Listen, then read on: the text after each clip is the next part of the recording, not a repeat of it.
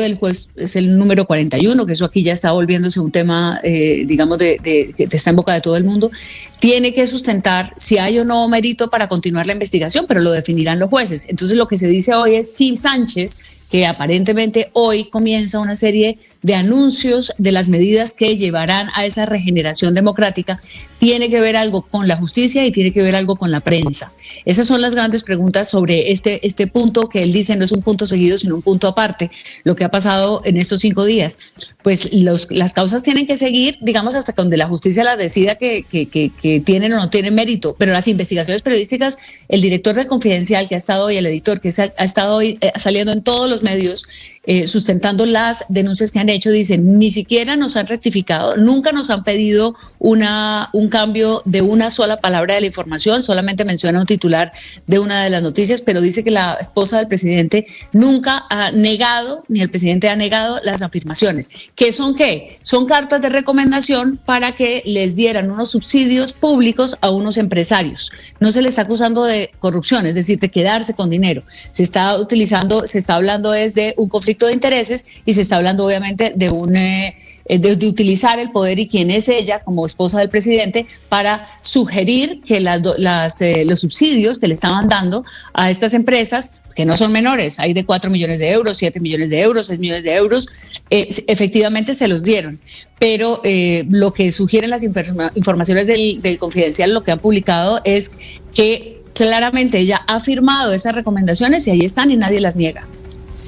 Pues es nuestra compañera, nuestra colega María Alejandra Villamizar, que está en Madrid, en España, precisamente, pues midiendo la temperatura de lo que está pasando con ese novelón de la política española. María Alejandra, gracias.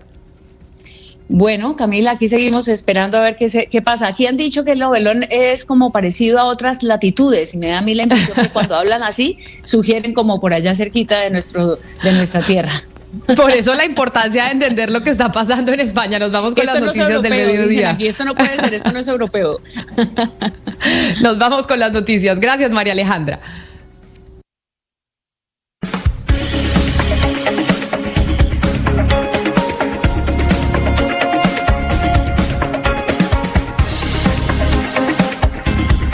En Colombia son las 12 del día, 2 minutos. Atención, hay una noticia urgente. Señoras y señores. Tendencia a nivel global. Bienvenida, mil gracias por estar con nosotros hoy aquí en Blue Radio. Usted enfermo por el fútbol y los compañeros de seminario en retiros. Rezando rosario y yo.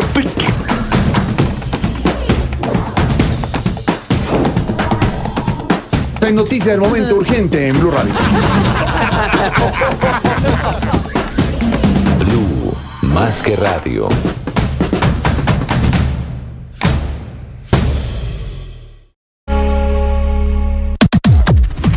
Las noticias del mediodía en Mañanas Blue.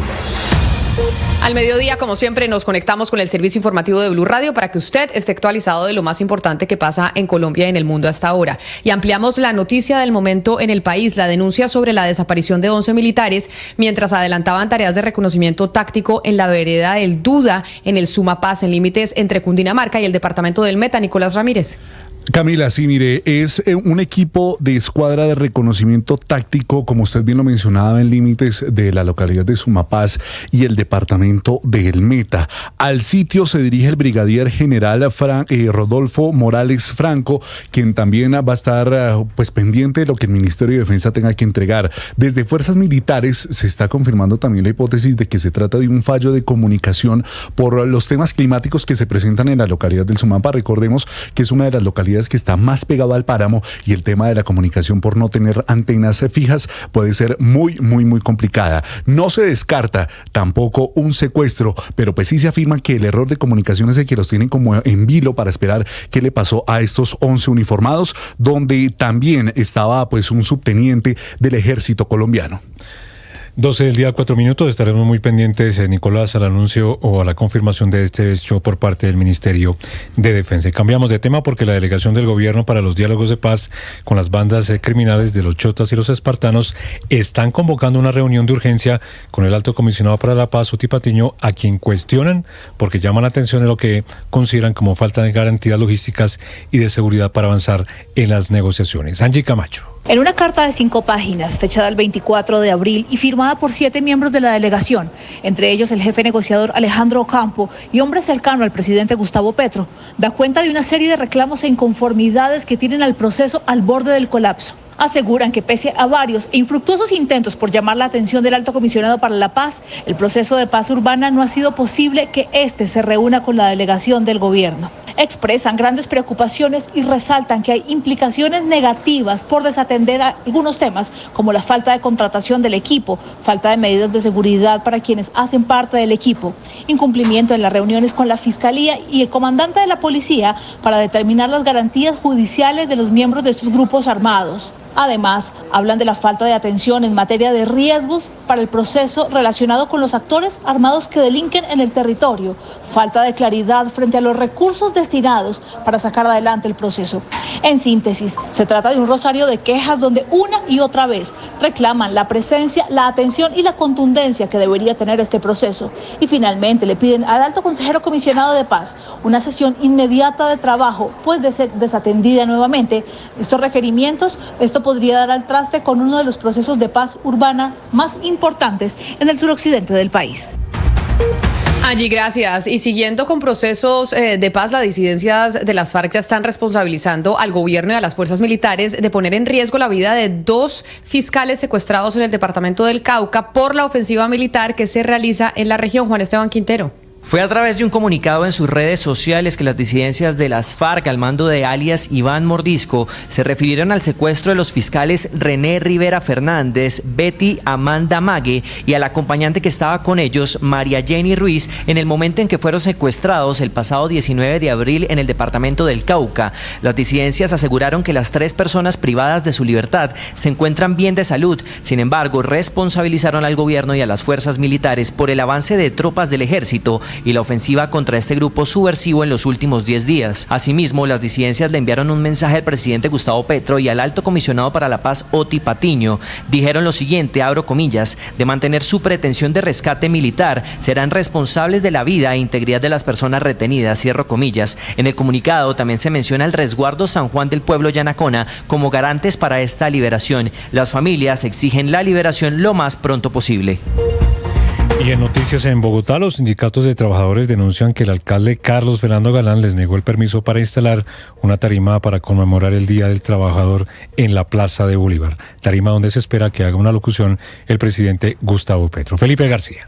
Según el presidente de la CUT, Fabio Arias, la administración de Bogotá, a cargo del alcalde Carlos Fernando Galán, le negó el permiso a los sindicatos para instalar una tarima en la Plaza de Bolívar para la conmemoración del Día del Trabajador este miércoles 1 de mayo en la capital del país. Según el líder sindical, lo que quiere Galán es negar a los trabajadores el libre ejercicio de la manifestación. Nos han negado ese permiso y aprovechamos entonces esta rueda de prensa para mandarle un mensaje al alcalde Galán que nos deben autorizar la puesta de nuestra tarima allá. Y mucho más cuando obviamente el presidente de la República ha anunciado que va a estar en la marcha y ha solicitado hacer una locución desde nuestra tarima. Dice el presidente de la CUT que este mensaje por parte del alcalde Galán lo entienden los sindicatos como un mecanismo de constreñir y de no permitir el libre ejercicio que tienen los trabajadores y mucho más en un día como el del trabajador. Y en otras noticias, el Consejo de Estado admitió una demanda en contra de la elección de Hernán Penagos como registrador, ya que se alega una inhabilidad por haber sido magistrado del Consejo Nacional Electoral en los 12 meses anteriores. Carolina Otero. El demandante Leonardo Augusto Torres alega que Penagos se encuentra inhabilitado tras haber sido magistrado del Consejo Nacional Electoral precisamente durante los 12 meses anteriores a su inscripción al concurso. Y es que a su vez Torres también asegura que hay también falsedad dentro de la declaración juramentada donde se especifica que Penagos no está en curso en ninguna prohibición para ser elegido en el cargo como registrador. Y por otro lado, el magistrado Pedro Pablo Vanegas, que está encargado, tomó la decisión de admitir la demanda, pero de negar finalmente una medida cautelar que pedía, además de lo mencionado anteriormente, suspender la elección mientras se tomaba una decisión con respecto a esto. Sin embargo, el funcionario aseguró que en el mismo fallo debe resolverse desde cuándo se contaba con esa inhabilidad, por lo que finalmente se negó la suspensión provisional que se pedía. Y es que finalmente el registrador nacional contará con un plazo de 15 días para poder presentar su respuesta ante dicha demanda. Y vamos ahora a la ciudad de Barranquilla porque se acaba de conocer que el juez del caso de Nicolás Petro decidió frenar la pelea entre el fiscal Mario Burgos y el abogado de Petro Burgos. Al fiscal no lo van a sancionar y al abogado Diego Henao tampoco le van a compulsar copias. Vanessa Saldarriaga. La disputa jurídica que tenía enfrentado a Nicolás Petro con el fiscal de su caso Mario Burgos ya fue zanjada por el juez segundo penal del circuito especializado de Barranquilla, Hugo Carbonó, quien decidió ordenar el cierre de un incidente sancionatorio contra el representante del ente investigador al considerar que ya se había dado a conocer de manera amplia el material probatorio con el que es investigado el hijo del presidente. La medida de cierre de incidente e imposición de medida correccional fue fallada este lunes 29 de abril a través de un documento de 9 páginas en el que se indica que este proceso fue abierto en medio del reclamo de la defensa del exdiputado del Atlántico por no revelar una de sus fuentes en el proceso, además por la no entrega de copias de las órdenes de policía judicial y por haber presuntamente filtrado a medios de comunicación audios y videos correspondientes a su proceso. Pues el juez no solo desestimó el proceso en contra del fiscal, sino también en contra de la defensa del hijo del presidente, por lo que decidió también abstenerse a compulsar copias disciplinarias y penales en contra del abogado Diego Henao. Y un grupo de 32 exministros, exviceministros de Minas y Energía y exgerentes o exintegrantes de la CREC le enviaron una carta muy dura al ministro de Minas y Energía, Andrés Camacho, rechazando sus afirmaciones en las que sugiere posibles actos de corrupción en la Comisión de Regulación de Energía y Gas. Caterina Ávila. Necesitamos gente capacitada que no se deje comprar. Esas fueron las recientes declaraciones del ministro de Minas y Energía, Andrés Camacho, que generaron molestias y que derivaron en el rechazo expresado a través de una carta dirigida al jefe de cartera, que fue firmada por ex viceministros y ex miembros de la CREC. La carta reseña otros 2 mensajes del ministro que califican como inaceptables. En uno de ellos dice el ministro Andrés Camacho que la experticia de la CREC fue capturada por el mercado.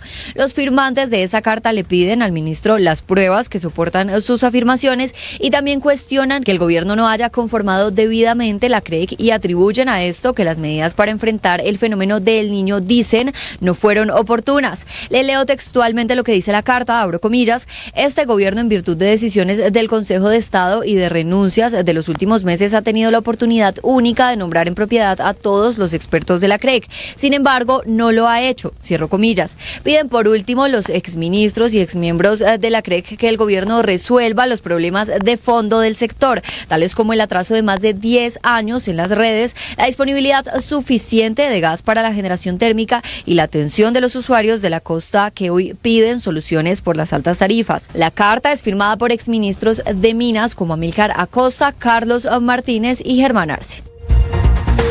Y hablemos ahora de la investigación que cursa contra el hoy embajador ante la FAO, Armando Benedetti, por enriquecimiento ilícito. Se generó en las últimas horas o se planteó un conflicto de competencias entre la Corte Suprema y también la Fiscalía. Sergio Barbosa. Sí, señor. Mire, el caso de Armando Benedetti, que estaba siendo investigado desde el comienzo por la Sala de Instrucción de la Corte Suprema de Justicia, ya que los hechos ocurrieron cuando fue congresista de la República, acaba de dar un giro, y es que cuando Benedetti dejó de ser congresista y posteriormente fue nombrado como embajador ante Venezuela, fue la Fiscalía General de la Nación quien asumió el proceso, pero cuando dejó de ser embajador ante el vecino país, la Fiscalía devolvió el proceso ante la Corte Suprema. Fue el pasado 18 de abril cuando el fiscal sexto delegado ante la Corte dijo que no es el funcionario competente para resolver este caso y devolvió al magistrado César Reyes el expediente, y este a su vez aseguró que tampoco es competente, y esto generó un evidente conflicto de competencias. Será la Sala Plena de la Corte Suprema de Justicia quien solucione este conflicto y determine quién es competente para seguir con la investigación en contra del hoy embajador ante la FAO, Armando Benedetti. Y una historia insólita se registró en María la Baja, en el departamento de Bolívar, en donde, oigan ustedes, un hombre permaneció 20 años encadenado y encerrado en su propia casa. Esto porque sus familiares creían que había sido víctima de una especie de maleficio o brujería. ¡Qué horror! Dalida Orozco. Las 4 paredes de una calurosa habitación sin piso, sin ventilación y sin acceso siquiera a un baño fue lo único que vio durante 20 años un hombre en María la Baja, Bolívar. Davis Miguel Álvarez, quien ahora tiene 42 años, permaneció encerrado y encadenado en la casa de sus padres durante 2 décadas. La razón, según revelaron los familiares a las autoridades sanitarias de ese municipio, el entonces joven empezó a mostrar comportamientos extraños y agresivos que no lograron diagnosticar y tampoco controlar. La idea de que eran víctimas de una brujería o maleficio fue fue la única respuesta. Maribel Pacheco, secretaria de Salud de María la Baja. Cuenta el papá que no se mejoró y ellos son de bajos recursos. Lo trajeron, él se puso agresivo con todas las personas que tenía en su entorno y él para protegerlo como una medida de protección, lo encerró durante 20 años para que no fuera agredido por las personas o los familiares de las personas a las que lo agrediera. Davis fue enviado durante este domingo a una fundación psiquiátrica en la ciudad de Cartagena donde recibirá atención médica.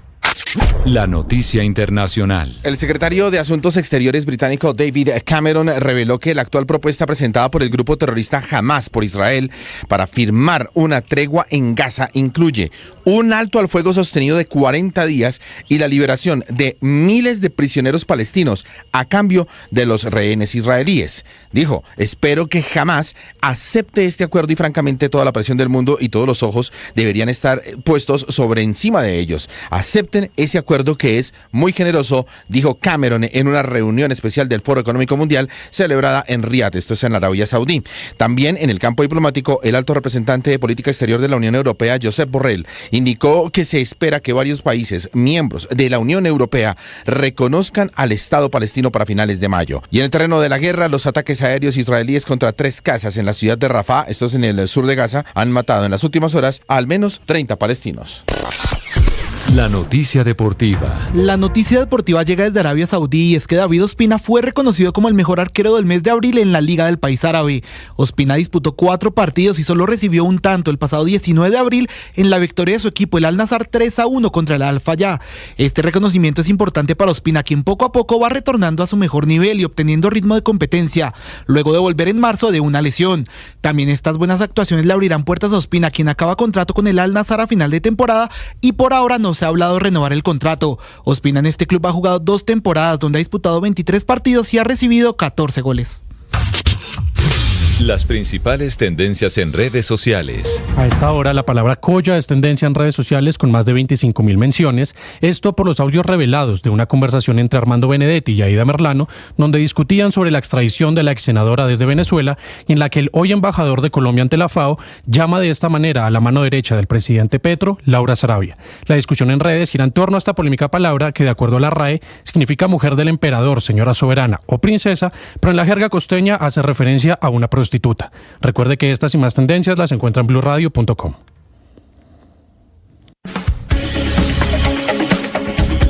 Atención, hay una noticia urgente. Señoras y señores. Tendencia a nivel global. Bienvenida, mil gracias por estar con nosotros hoy aquí en Blue Radio. Usted enfermo por el fútbol y los compañeros de seminario en retiros. Rezando Rosario y yo.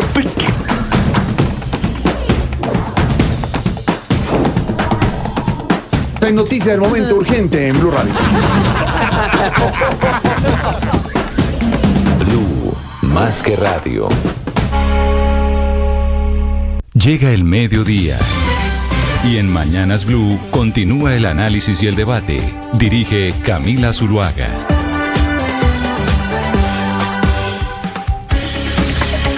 Son las 12 del día, 18 minutos, y aquí seguimos conectados con ustedes en Mañanas Blue. Vamos hasta la 1 de la tarde. Gracias por seguir en la edición central de este programa. Claudia, le tengo noticias sobre el Consejo de Estado, la sala de consulta, y le tengo noticias sobre la elección de procurador. O pues la elección de procurador que se va a dar este año, pero que hasta ahora estamos conociendo quiénes van a ser los candidatos. Claro, porque la procuradora va hasta a principios de enero, ¿no? La procuradora va hasta a principios de enero, pero ya se sabe que hay distintas personas interesadas en ese cargo. ¿Se acuerda que dijimos que la semana pasada la sala de consulta del Consejo de Estado iba a sesionar para resolver una de las dudas que existen sobre si el excontralor general de la Nación, Felipe Córdoba, puede o no ser ternado por alguna alta corte para ser elegido posteriormente en el Congreso de la República como Procurador General de la Nación en reemplazo de Margarita Cabello, porque hemos dicho que es muy probable que si logra ser ternado Felipe Córdoba, pues en el Congreso de la República lo terminarán eligiendo, ¿no? La semana pasada hubo esa sesión en la sala de consulta del Consejo de Estado, que si bien lo que diga esa sala de consulta no es vinculante, sí, pues le queda muy difícil a una corte que el Consejo de Estado diga, oiga, no se puede ternar y terminar ternando al excontralor. Estamos claros en eso, ¿no? Estamos claros y el punto es sobre el tiempo de experiencia y digamos el tipo de experiencia, ¿no? Porque hay unos requisitos para ser procurador que dice que debe haber tenido determinado número de años ejerciendo un cargo público con tal experiencia. A él, entonces, la consulta es si le valen una experiencia pues que no es muy clara si debería contar para ser procurador o no, y eso es lo que se está jugando ahí. Hay algo importante que nosotros no habíamos dicho, y es en la sala de consulta, solamente el gobierno nacional puede hacer consultas a la sala de consulta del Consejo de Estado. Yo había dicho que Felipe Córdoba era el que había solicitado esa consulta. No, es el gobierno el que hace la consulta. Entonces pregunté yo, ¿pero por qué el gobierno hace la consulta de si puede o no Felipe Córdoba ser ternado a la Procuraduría General de la Nación? Hablamos con el ministro del Interior fuera de micrófonos, con Luis Fernando Velasco, porque él fue el que pidió la consulta en el Consejo de Estado. Nos dijo que él efectivamente pidió la consulta en el Consejo de Estado porque así se lo pidió la Corte Suprema de Justicia, que la Corte Suprema de Justicia le pidió al gobierno que por favor elevara la consulta ante la sala de consulta del Consejo de Estado para saber si Felipe Córdoba podía ser ternado o no por la experiencia. Esto quiere decir que algunos magistrados y la Corte Suprema de Justicia, que es por donde podría salir ternado Felipe Córdoba, pues sí quiere saber si podría hacerlo o no. Y esta semana tenemos nuevamente sala de consulta en el Consejo de Estado, en donde estarán discutiendo si puede o si no puede ser candidato. Lo cierto es que yo pensé, cuando vi la firma y cuando vi que la solicitud era del ministro del Interior, dije, oiga, ¿será que desde el gobierno nacional están queriendo que se terne a Felipe Córdoba o que no? No sabemos. Lo que sí pude averiguar, Claudia, es que ¿sabe quién es uno de los candidatos que podría estar por ahí rondando para que fuese ternado por el presidente Gustavo Petro? ¿Quién? ¿Usted se acuerda del exministro de Transporte Guillermo Reyes? Sí, claro, conservador. Correcto, conservador y que se mueve también muy bien en el Congreso de la República. Pues Guillermo Reyes es uno de los nombres que está sonando precisamente que podría ser ternado por la presidencia de la República para ocupar ese cargo. Y Reyes se mueve como pez en el agua en el Congreso de la República, igual que Felipe Córdoba se mueve como pez en el agua. También se habla, por ejemplo, de Mauricio Pava, quien es un abogado que podría ser uno de los ternados en Palacio. Y bueno, hay una cantidad de gente que está pensando en ser procurador. Lo que pasa es que toca ver en dónde lo ternan, si en el Consejo de Estado, si en la Corte Suprema de Justicia o por parte del presidente Gustavo Petro. Lo cierto es que esta semana se reúne nuevamente la sala de consulta y a ver qué responden sobre esa consulta que pidió la Corte Suprema y que la solicitó el ministro Velázquez. Pero me queda una duda, ¿por qué si la Corte Suprema tiene esa duda, esa pregunta, por qué no le eleva directamente la Corte Suprema al Consejo de Estado esa pregunta y lo hace entonces a través del actual ministro del Interior? Y la otra duda es, esa terna para elegir procurador se compone de candidatos propuestos por el Consejo de Estado, por la Corte Suprema de Justicia y por el presidente de la República. También es un poco bizarro, a mi juicio, que sea el Consejo de Estado el que emita el concepto acerca de un candidato que supuestamente quiere ternar otro de los poderes que puede hacerlo, cuando el Consejo de Estado también va a ternar su propio candidato. Claro, pero acuérdese que esta es la sala de consulta. Acuérdese que el Consejo de Estado tiene una sala que es la sala de consulta y la sala plena. Esta es la sala de consulta que tiene el Consejo de Estado, que ahí es lo que nos dijo en su momento por el lío de los pasaportes, quién iba a ser el que iba a reemplazar a Marta Lucía Zamora en la defensa jurídica del Estado, el exmagistrado, ¿cómo era que se llamaba? El exmagistrado Gómez Aranguren. Dijo, yo voy a elevar a la sala de consulta del Consejo de Estado que me digan qué es lo que tengo que hacer con esa licitación. Y esa declaración le valió, así de la Casa de Nariño digan que era por la edad, esa fue la declaración que le valió que no lo terminaran nombrando como defensor como director de la defensa jurídica del Estado. Así que lo que entiendo es que solo lo puede hacer el Ejecutivo, Claudia, que solo el Ejecutivo es el que puede elevar consultas a la sala de consulta del Consejo de Estado. Y por eso la Corte Suprema de Justicia se lo solicita al Gobierno Nacional y es el ministro del Interior, el doctor Velázquez, el que le pregunta al Consejo de Estado, y esta semana tenemos nueva sesión, a ver qué nos dicen, porque yo estoy por poner la apuesta que si la Corte Suprema de Justicia terna Felipe Córdoba es el próximo Procurador General de la Nación, aunque desde la Casa de Nariño y desde los sectores cercanos al gobierno dicen que si llegasen a ternar, por ejemplo, a don Guillermo Reyes, exministro de Transporte, ese conservador de origen, pues también se mueve muy bien en el Congreso de la República. Bueno, tengo que verificar esto, pero estoy leyendo que generalmente quienes son elegidos procuradores o procuradoras, porque ya tenemos una, son los ternados por la Corte Suprema. Entonces, pues sí, digamos, habría mayor probabilidad ateniéndose al histórico, pero pues la voz del presidente o del Ejecutivo es muy importante. Pues a ver qué pasa. Esta semana nuevamente estamos pendientes de lo que pasa en la sala de consulta del Consejo de Estado, pero estamos pendientes también de la situación de los pasaportes en Colombia. He recibido varios mensajes en el 301-764-4108, que es nuestra línea de WhatsApp, de personas que están intentando sacar citas para los pasaportes y que les ha quedado imposible. ¿Usted conoce a alguien, Claudia, que haya intentado estar sacando cita para renovar el pasaporte, para sacar uno nuevo y que se le esté complicando ahorita? No, recientemente no, digamos que la crisis más reciente pues fue la que se originó por la pandemia, que quedó solventada durante el propio gobierno pasado, pero recientemente no. Pues es que nos ha llegado ese mensaje de varios oyentes y por esa razón, a propósito de lo que anunció el canciller encargado, el doctor Luis Gilberto Murillo, pues que ahora sería la imprenta nacional la que va a hacer los pasaportes y que ellos podrían contratar con un tercero pues imprimir los pasaportes y unas cosas específicas, pues la gente está un poco con temor de lo que pueda suceder. Y a mí me pareció interesante, sobre todo por lo que ha dicho a través también de sus redes sociales, hablar con la ex vicepresidenta de la República, vicepresidenta y ex canciller Marta Lucía Ramírez, que además fue una de las que estuvo al frente también del tema de los pasaportes en su momento. Ex vicepresidenta Ramírez, bienvenida, mil gracias por estar con nosotros hoy aquí en Mañanas Blue.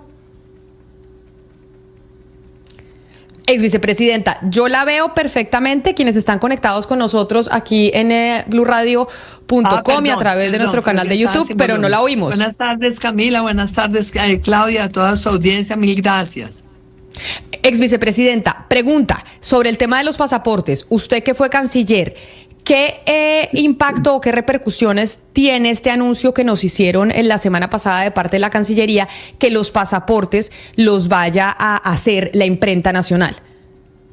Pues mire, la verdad es que este proceso de producción de los pasaportes lleva varios años. De hecho, pues claro, hay algunos que dicen es que ¿por qué una sola firma? Pero lo cierto es que pues es un proceso en donde se han ido desarrollando capacidades tecnológicas para darle cada vez más seguridad al documento. Eso no quiere decir que sea la única firma que lo puede hacer. Hay muchos competidores a nivel internacional y por supuesto que es bueno que haya una pluralidad de oferentes, pero lo cierto es que lo más importante en este momento es garantizar, primero, la producción expedita, los pasaportes, segundo, que tengan los requisitos de seguridad que se exigen a nivel internacional. Es que existe una organización que es la de la aviación civil, que es la que define los requisitos de seguridad de los pasaportes. ¿Y por qué? Porque sabemos que muchas veces en el pasado le robaban a las personas el pasaporte para cambiarle la fotografía, entonces terminaban los pasaportes en manos de redes de terroristas, de narcotraficantes, de personas que jamás obtendrían un pasaporte en su país, y por eso cada vez más los requisitos son estrictos en materia de seguridad, y eso es lo que ha hecho Colombia, unos pasaportes que tienen todas las garantías de seguridad. Por eso es que logramos que nos eliminaran las visas. Eso se vino trabajando desde el gobierno Santos, continuamos en el gobierno del presidente Duque para lograr esa eliminación de visas en países como los miembros de la Unión Europea. Europea, el propio Reino Unido, Marruecos, por ejemplo, fue gracias a esos estándares altos de seguridad de los pasaportes colombianos. Como usted conoce del tema, por eso se lo pregunto. El canciller Luis Gilberto Murillo anunció la semana pasada en el debate de control político que le hicieron en el Congreso que iba a firmar un convenio interadministrativo la Cancillería con la Imprenta Nacional y que la Imprenta Nacional a su vez buscaría un aliado privado para hacer los pasaportes, y ya hay países pues como Estados Unidos, Alemania, Bélgica, Canadá, México que han expresado que estarían interesados en hacerlo. ¿Eso se había contemplado en el pasado, que la Imprenta Nacional pudiera hacer algo así? Y si es así, ¿por qué no se hizo? La verdad, Camila, la Imprenta Nacional en el pasado nunca supimos que tuviera todas esas capacidades tecnológicas que dieran las garantías de seguridad a las que me estaba refiriendo. Eso no se construye de la noche a la mañana y sería un riesgo muy grande que por sacar ahora pasaportes en la Imprenta Nacional terminemos con unos pasaportes que sean vulnerables en materia de seguridad, porque lo que nos va a hacer es perjudicar a todos los colombianos precisamente en ese acceso libre de visas a los países que ya nos han eliminado la visa. Ahora, si la imprenta lo que va a hacer es subcontratar o tercerizar eso con otra empresa, pues eso me parece que es bastante difícil, porque es que recordemos que esta adjudicación de pasaportes se hace en un proceso de licitación, y ese ha sido todo el cuestionamiento de estos últimos 2 años prácticamente. Cuando se abre la licitación, se cumplen los requisitos, pues se espera que haya varios oferentes, pero si tan solo hay uno, la ley 80 de la contratación administrativa permite entonces que se adjudique a ese único proponente. Y eso fue lo que sucedió con el actual contratista, que después de que gana la licitación, entonces no le quieren adjudicar bien, entonces la demanda, hacen un acuerdo para extender el contrato con él, y pues obviamente a estas alturas decir que se va a dar el contrato por interpuesta persona tercerizando con otra firma que no sabemos cuál es, primero hay riesgos a la seguridad. Segundo, es una manera bastante, difícil, burda, por decirlo de alguna manera, de obviar todos los requisitos de una licitación. Imagínense que todas las licitaciones terminaran en el futuro adjudicándoselas a una persona bajo el entendido de que esa persona después cede el contrato a cualquiera, que no se verifican previamente sus condiciones, su idoneidad y su seguridad. Me parece bien difícil que la imprenta pueda ir a tercerizar la total producción, y si va a contratar tan solo unas partes, no sé, los hologramas, alguna cosa de los papeles de seguridad, podría ser posible que pueda hacer alianzas, como usted dice, para una parte. Pero es que en esto de los pasaportes hay una integridad, una integralidad de la producción del documento que lo hace bien difícil, y hay que tener cuidado que de pronto por solucionar un problema no terminemos generando un problema infinitamente mayor, con costos además económicos muy grandes para el Estado colombiano, como hace la demanda por cuenta de los pasaportes, porque si esa demanda se pierde y hay riesgos grandes de que se pierda, vamos a terminar pagando todos los colombianos la pretensión de esa demanda, que entiendo yo que está por encima del $500 millones de pesos. Pero mire, doctora Marta Lucía, precisamente esa es mi pregunta. Legalmente, usted que estuvo ahí, ellos sí podrían hacer esto, teniendo en cuenta que existe una ley 80 que obliga por el monto a licitar. Ellos sí podrían hacer eso de firmar, por ejemplo, un convenio interadministrativo con la Imprenta Nacional, y que la imprenta a su vez tercerice este contrato. O sea, jurídicamente, ¿eso es viable en la Cancillería? Claudia, me parece que es bastante difícil acudir a esa figura, por eso utilicé un término que es un poco duro, diciendo que puede ser una manera burda de desconocer los requisitos de la ley 80 y todo aquello que se requiere en una licitación, porque es que no se puede asignar a dedo a nadie, aunque sea una empresa estatal, no se puede asignar a dedo una contratación que además tiene unos requisitos tan exigentes en materia de seguridad. Yo creo que ahí hay un riesgo grande. Vale la pena preguntarle otra vez a la doctora Marta Lucía Zamora, que advirtió a tiempo los riesgos que había en este tema de la contratación de pasaportes. En la época nuestra siempre nos ajustamos a la licitación, a los requisitos, buscando siempre que hubiera más oferentes, porque debe haber siempre una pluralidad, eso es conveniente, pero si hay solamente uno que está interesado y que cumple todos los requisitos, a ese se le debe adjudicar la licitación tal como lo define la propia Ley 80.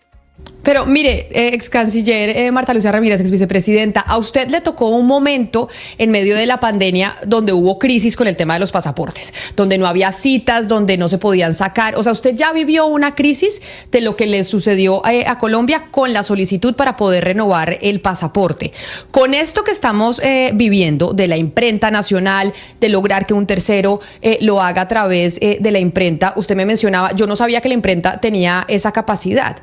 ¿Qué tan difícil o qué tan fácil es poder solucionar una crisis como la que le tocó a usted con lo de los pasaportes? Porque yo no sé si podamos estar enfrentándonos a algo similar de lo que vivimos en pandemia si no se hacen las cosas bien. Camila, yo no dije que yo no sabía que la tuviera, porque eso sería reconocer que la tiene. Dije, nunca se ha mencionado que la tengan. Y que esas capacidades no se construyen de la noche a la mañana, ni por parte de la imprenta, ni de ninguna firma. Y cuando se está hablando de salir a subcontratar, eso lo que demuestra es que no tienen las capacidades. A mí me tocó vivir la crisis como consecuencia precisamente de la pandemia, porque las redes logísticas se afectaron, porque no había posibilidad de hacer llegar a Colombia esos papeles de seguridad con los hologramas, etcétera. ¿Qué hice yo pedir en ese momento? Al concesionario que aumentara toda su capacidad con los papeles y con todos los elementos de seguridad que tenía en ese momento para poder nosotros atender lo más posible realmente todas las solicitudes de pasaportes que, recordemos, por la pandemia también se han represado las solicitudes. Teníamos más de 1 millón de solicitudes represadas, gente que no había podido ir a pedir citas simplemente porque estaban en confinamiento.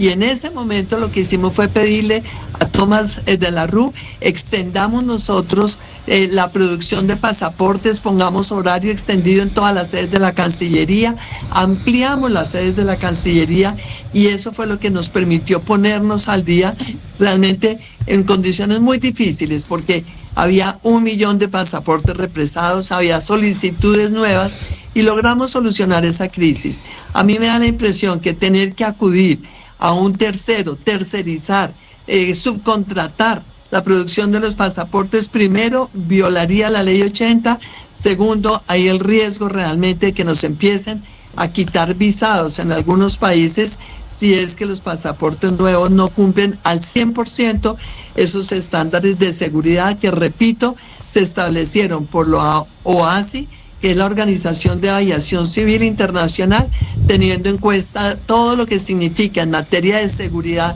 aérea, el riesgo de que haya personas terroristas o la delincuencia organizada, el narcotráfico, que empiecen a acceder a unos pasaportes que tienen menos seguridades de las requeridas. Sí, ex vicepresidenta, a raíz de esta, digamos, nueva crisis que se prevé puede suceder por cuenta de, pues, de estas cosas que están pasando con el contrato y de pasarle esta responsabilidad a la imprenta nacional, se ha hablado de varias cosas. Una de esas cosas es que si en este momento a la gente no se le están otorgando las citas rápidamente, es culpa de Thomas Gregg & Sons. Salen otras personas y dicen, no, eso no es lo que ellos manejan, eso es culpa de otro organismo. Lo otro que se ha dicho es, ellos manejan los datos, al dársele la licitación, ellos manejan los datos y no es ético, no está bien que una compañía privada maneje los datos de los colombianos. Respecto a estas dos cosas puntuales y desde su experiencia, ¿cuál es la realidad? Mil gracias, Claudia. En cuanto a las citas, no es cierto, eso las maneja la Cancillería. Lo que hicimos en nuestra época fue fortalecer toda la capacidad tecnológica, pero también física y humana de la Cancillería para poder atender las citas, reforzando el personal, contratando más gente, entrenándola, abriendo las nuevas sedes, ampliando la capacidad de las sedes en la Cancillería, y eso es algo que depende íntegramente de la Cancillería. En cuanto a si los datos los maneja un particular, por Dios, eso está en el mundo entero más que solucionado. Primero existen unos requisitos de confidencialidad. Ellos no pueden hacer uso de esos datos. En Colombia tenemos una ley de habeas data. Ninguno puede utilizar los datos privados que tenga de ningún colombiano en ningún tipo de servicio ni en ningún tipo de producción de bienes en donde de alguna manera está involucrada esa información personal y esos riesgos de la confidencialidad. Hay montones de casos en donde se utiliza obviamente datos personales, no sé, lo tienen las empresas que contratan con la registraduría, con el Poder Judicial, con las distintas entidades, sin ir muy lejos, todo el tema de las pensiones, tanta información particular que está en manos de terceros y que obviamente ha estado resguardada y que existen obviamente también condiciones de confidencialidad y responsabilidades penales y también responsabilidades civiles para quienes utilizan esos datos para la producción de un bien o de un servicio, o bien sea en representación del Estado o por delegación del Estado o por una concesión del Estado. Luego no me parece que ese sea un argumento, me parece que eso es un argumento precario. Hay una licitación, como todos sabíamos y el gobierno lo había anunciado, es una licitación en curso que está como en pausa y que se supone que la Cancillería está revisando las observaciones sobre esa licitación, que es una segunda licitación que abre el gobierno del presidente Gustavo Petro. El derecho de las cosas, doctora Marta Lucía, sería, si usted estuviera encargada de la Cancillería en este momento, poner a rodar esa licitación, porque tienen 6 meses para que se acabe el contrato, porque es hasta el 2 de octubre el contrato que tiene ahorita Thomas Gregg. En esos 6 meses, más los meses en que ya ha estado al aire pues esa licitación y en que ya se ha observado y se han llegado como a 500 observaciones sobre esos pliegos licitatorios, ¿qué se haría? O sea, el derecho de las cosas sería poner a funcionar esa licitación y que en dado caso se presente la imprenta nacional, si quiere asociada con alguien, con los mexicanos, como estaban diciendo, que sería a los que contratarían y tercerizarían este contrato, que se presente la imprenta como proponente y seguir con esta licitación. ¿Ese sería el deber ser legal de las cosas? Pues Claudia, hay que tener en cuenta 2 cosas. Primero, las responsabilidades de tipo civil, responsabilidades contractuales que tiene el Estado colombiano precisamente con quienes ya han participado en la licitación anterior, y en segundo lugar esta nueva licitación. De verdad lo digo en serio, hay que tener en cuenta la opinión de los juristas que dentro del propio gobierno han advertido los riesgos de tipo obviamente civil, y las demandas que vienen contra el Estado, que repito, son demandas que tendremos que pagar todos los colombianos. Este es un riesgo grande. Ahora, lo otro es evitar la crisis, evitar la parálisis, cómo lograr que se mantenga la producción de pasaportes mientras que se resuelve de fondo el tema. Yo creo que van a tener que acudir nuevamente a una prórroga del contrato que todavía podrían prorrogar, para evitar esa crisis que sería absolutamente dañina para los múltiples casos en donde la gente tiene ya su pasaporte vencido o al punto de vencerse y que lo necesitan por viajes de descanso, por viajes profesionales, laborales, por contratos. Yo creo que es evitar a toda costa esa crisis, y creo que eso hay que hacerlo prorrogando. Ahora, ¿quiénes participarían en una nueva licitación si eso definitivamente es el deber ser y lo que conviene hacer? Pues cualquiera puede participar que cumpla los requisitos exigentes. Insisto, acá la prioridad es la seguridad de los documentos de viaje para evitar que perdamos las visas y para evitar que Colombia se vuelva un país paria donde cualquiera puede eventualmente tener un pasaporte que el día de mañana esté en redes de personas que hacen parte del terrorismo, quién sabe qué cosa.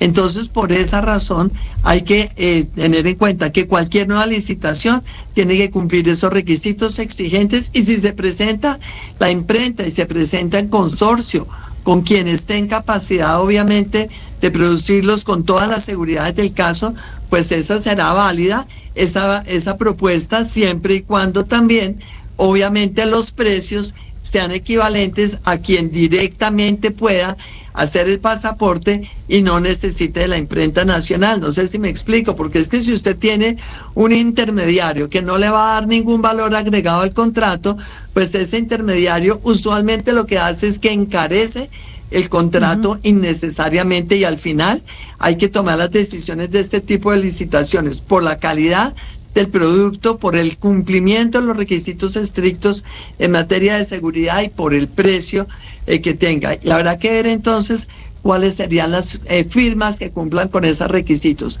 Pero por lo pronto hay que asegurarse que no se pare la expedición de pasaportes y muy posiblemente hacerlo con una nueva extensión, mientras que jurídicamente están totalmente seguros de lo que están haciendo. Porque eso que alguna vez dijeron, que es que demanden que en el futuro miraremos a ver a quién le toca responder, no es cierto. Los funcionarios públicos tienen responsabilidades personales de tipo penal y de tipo civil cuando hacen incurrir a la nación en unas pérdidas derivadas de una demanda que hubiera podido evitarse y en la cual termine perdiendo la nación. Sobre el resto, pues la verdad, insisto, creo que la doctora Marta Lucía Zamora hizo en su momento aportes muy valiosos. Hay que tener en cuenta a los juristas, que hay muchos por fortuna, que le pueden dar una opinión serena, objetiva y sobre todo realmente muy arraigada y muy basada en lo que dispone la ley de contratación y todas las normas subsiguientes.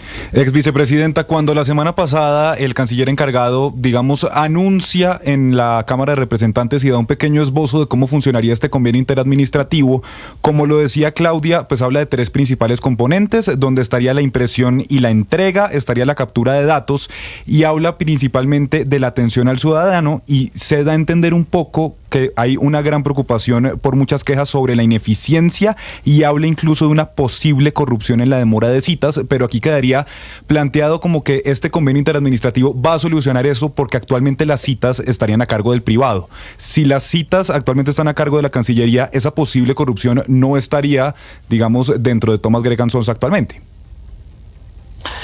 Totalmente de acuerdo. Las citas dependen de la Cancillería, ya lo he explicado.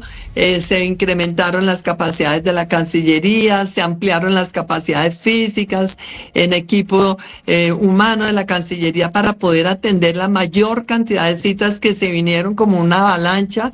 Es que después de la pandemia teníamos casi 2 millones de citas, con un rezago de cerca de 1 millón de pasaportes que no se habían podido producir. Y nos pusimos al día en 2-3 meses, pero esto era una responsabilidad de la Cancillería, todo el otorgamiento de las citas. En segundo lugar, yo realmente respeto mucho la posición y lo que el ministro Murillo realmente ha explicado, pero no lo comparto en cuanto que considero que los contratos interadministrativos no están hechos para burlar las leyes ni para burlar las normas de contratación, sino realmente se tienen que hacer de manera excepcional cuando hay 2 entidades de la administración que pueden concurrir realmente para el cumplimiento de un propósito y de una necesidad. Entonces aquí se estaría hablando de algo distinto, porque es un contrato de la Cancillería, pero no sería con la imprenta nacional para que ella ejecute, sino para que la imprenta sirva de intermediario, para que sea un tercero el que ejecute, con lo cual realmente se estaría asignando a dedo a la imprenta, cosa que no se puede, eso tiene que ir a una licitación. Y segundo, se estaría asignando a la imprenta como una manera de hacerle un esguince a la ley. Sobre todo esto, los contratos interadministrativos, hay mucha jurisprudencia que vale la pena que el gobierno la consulte antes de tomar decisiones que los conduzcan a errores que pueden ser costosos a título personal para los funcionarios y muy costosos para el fisco nacional. Bueno, pues me encanta verlos. Vicepresidenta, ya sé que se tiene que ir. Muchas gracias por... gente esperándome. Sí. No se preocupe. Sí. Muchas gracias por habernos atendido. Un saludo muy especial. Importante haberla escuchado. A ustedes. Con mucho gusto. Sobre este tema. Un saludo, sí, pues porque al final la ex vicepresidenta Marta Lucía Ramírez como canciller le tocó la crisis de los pasaportes en la pandemia. Es que acordémonos lo que fue eso para pedir las citas. Y ahora lo que esperamos es que pues no nos vaya a pasar lo mismo. A ver qué sucede con este nuevo convenio interadministrativo que anunció el canciller Luis Gilberto Murillo y cuál será el tercero que entra a colaborar con la imprenta nacional. Lo que necesitamos es que siga siendo eficiente el servicio de los pasaportes. Esperamos que así sea. Nosotros vamos a hacer una pausa cortitica porque vamos a hablar con una invitada muy especial.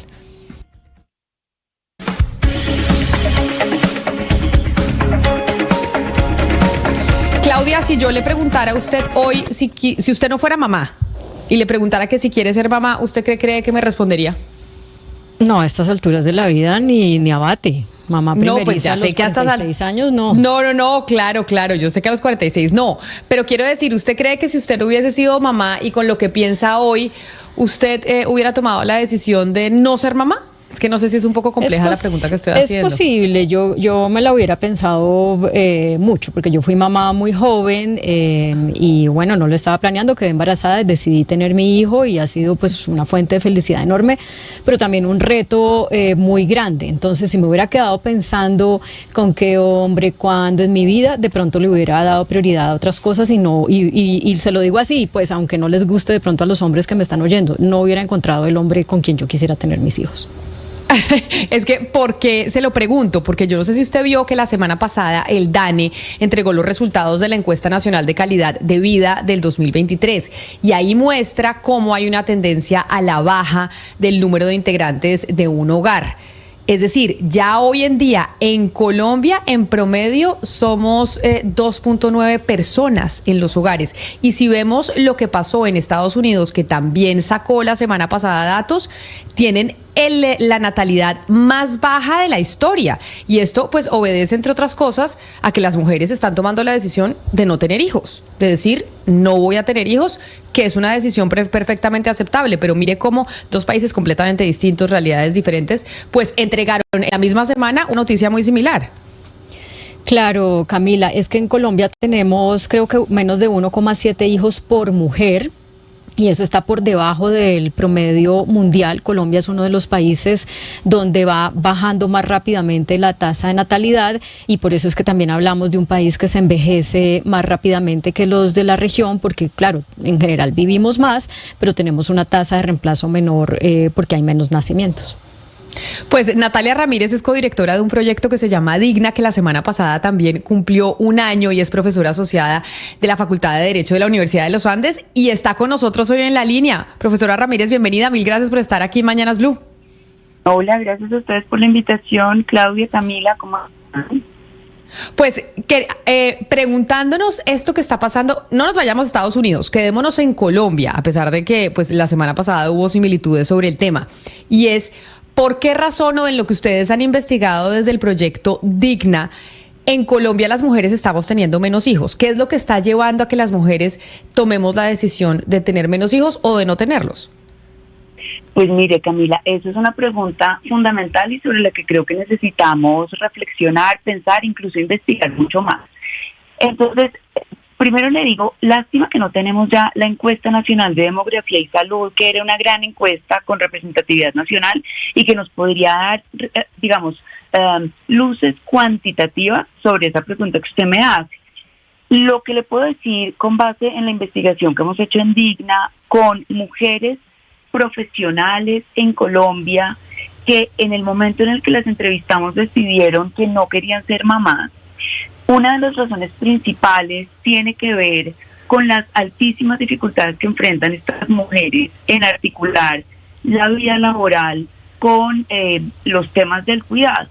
Muchas mujeres sienten, como las cifras lo muestran, que las mujeres que son madres enfrentan una más alta discriminación en el acceso y la permanencia en el empleo. Sumado a eso, enfrentan brechas salariales muy marcadas. Y las mujeres cada vez son más conscientes de eso y entonces esa es una de las principales razones por las cuales están decidiendo no ser mamás. Esa, junto con los altos costos de tener a esos hijos y de cubrir sus necesidades y la, digamos, poca factibilidad que deben de conseguir parejas con las cuales compartir equitativamente las cuestiones del trabajo, un poco lo que decía Claudia hace un momento. Esos tres factores son algunos de los principales por los cuales las mujeres están decidiendo no tener hijos. Y se suma uno que a mí me parece llamativo, pero que tiene que ver mucho con estos temas de calentamiento global y de preocupación por el medio ambiente, y es una preocupación de estas mujeres por la presión que genera el crecimiento poblacional y, digamos, los nuevos bebés sobre el planeta. Esas son algunas de las razones que encontramos en nuestra investigación. Natalia, y fíjese que ni siquiera es una decisión solamente de las mujeres. El número de hombres que se hace la vasectomía también ha aumentado significativamente. Hace unos años era un hombre por cada 10 mujeres. Ahorita, según cifras de Profamilia, son 3 hombres por cada 4 mujeres. Entonces, pues hay una tendencia en general de hombres y mujeres que no favorece la natalidad, por lo menos en este país. Mi pregunta para usted es ¿qué han investigado de cuál puede ser el impacto pues en el desarrollo, en el digamos en todos esos otros retos que tenemos como sociedad? El reto principal, y que se ata bastante bien con toda la discusión que estamos teniendo sobre el sistema pensional, tiene que ver con que nuestros sistemas de seguridad social, el sistema de seguridad colombiano depende de un crecimiento piramidal. Para que ese crecimiento piramidal se obtenga, las familias, las mujeres deberían tener en promedio 2.2 hijos, y eso no es lo que estamos viendo. Las cifras, digamos, de acuerdo con nuestro informe, procesando los datos del DANE, es que estamos en Colombia estamos en 1.7 hijos por mujer en el 2021, y la cifra sigue bajando como muestran los datos del DANE. Y eso lo que significa es que en lugar de estar creciendo piramidalmente, es decir, con una base más ancha y menores y menos número de personas en la cúspide, estamos empezando a ver un crecimiento invertido o de triángulo invertido. La base se está reduciendo. Eso lo que significa es que cada vez va a haber menos personas aportando al sistema de seguridad social, que como ustedes saben, pues es de donde nos vamos a estar pensionando tal vez ustedes y yo, o digamos unos años después de eso. Este tal vez es uno de los principales impactos o de los más inmediatos en los que uno puede pensar. Y también está relacionado con esto el crecimiento en la demanda por servicios de cuidado para personas adultas y la relativa reducción de cuidado para niños, porque cada vez hay más niños y en cambio más adultos o personas que necesiten cuidado de sus vidas. Doctora Ramírez, ¿y qué otras cosas, qué otros efectos se imagina usted que va a traer una Colombia con más adultos mayores y pocos hijos? No sé, me imagino uno, por ejemplo, más apartamentos pequeños que casas grandes, por ejemplo. Sí, pienso, digamos, como en las preocupaciones más inmediatas y que tienen que ver con un potencial incremento en los costos para el sistema de salud en términos de atender personas mayores cuyas complicaciones derivadas de temas de salud pues suelen ser más costosas y, como digo, ahora van a ser incluso más numerosos. Esa es alguna, y con esto llamo la atención, digamos, del surgimiento de la economía plateada, que justamente por lo que se está preguntando es cómo nos anticipamos, cómo prevemos este crecimiento en términos de la población mayor y la reducción de los niños. En Japón, por ejemplo, que es uno de los países, Colombia, digamos, se montó en esa tendencia de manera muy acelerada. Hay muchos otros países que hace muchos años enfrentan tasas bajísimas de reproducción de la población. En Japón, por ejemplo, desde hace varios años se venden más pañales para personas adultas que para niños, y ya han tenido que empezar a trasladar pueblos por el número muy reducido de personas que los habitan. Eso pues todavía se va a demorar unos años en llegar a Colombia, pero son algunos de los efectos previsibles como más inmediatos en los que podríamos pensar. Pues me parece interesante escucharla, profesora Ramírez, porque obviamente estos datos que nos dieron entregaron del DANE la semana pasada, que coincidían con los datos de Estados Unidos y muestran un comportamiento de las decisiones que estamos tomando las mujeres en el mundo y las implicaciones que tienen esas decisiones que estamos tomando a la hora de decidir tener menos hijos. Y yo creo que ustedes, además, para felicitarlas por el primer año que cumple el proyecto Digna, en donde trabaja todos estos temas, me parecía pertinente poderla llamar y que estuviera en los micrófonos de Blue Radio. Mil gracias por atendernos. Gracias a usted, Camila. Solo decir una última cosa, y es que en el marco incluso de pensar la reforma pensional, deberíamos empezar a pensar en cómo incentivar a las mujeres a que ejerzan su libertad reproductiva en términos de decidir querer tener hijos si los quieren tener, y digamos que reduzcamos las barreras tan adversas que enfrentamos hoy en día las mujeres que somos madres y trabajadoras. Eso seguramente incentivaría una tasa de reproducción mayor. Muchas gracias por este momento. Eso sin lugar a dudas, que todavía no se tiene en cuenta. Profesora Ramírez, mil gracias por estar con nosotros. Y eso es algo que venimos diciendo nosotras, Claudia, en estos micrófonos, esto que reitera la profesora Ramírez, y es, si tenemos efectos en la baja natalidad, tal vez lo que hay que pensar es cómo hacemos para que nosotras las mujeres no tengamos que enfrentar esos dilemas a la hora de desarrollarnos profesionalmente y ser mamás.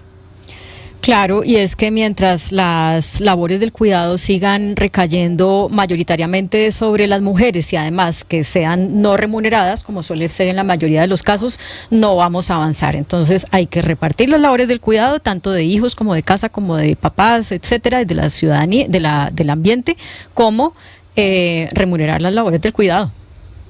Así es, nosotros llegamos al final de esta emisión, de esta edición de Mañanas Blue. A ustedes gracias por habernos acompañado, pero no se muevan. Sigan conectados con nuestros compañeros de Meridiano Blue que ya vienen para actualizarlos de las noticias de Colombia y del mundo.